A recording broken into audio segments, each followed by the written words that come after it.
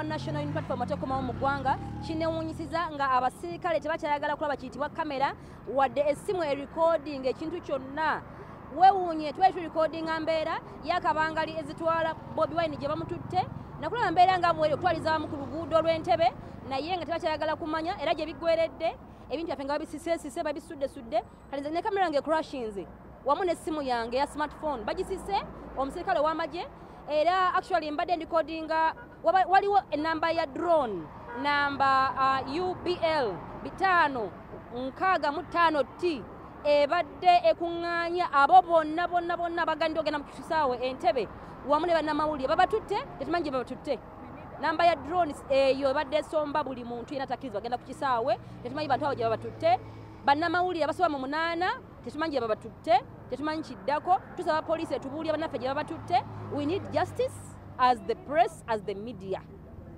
Tetukwongerako.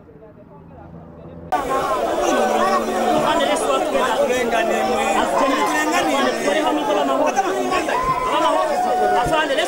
together as kindly. We need each other.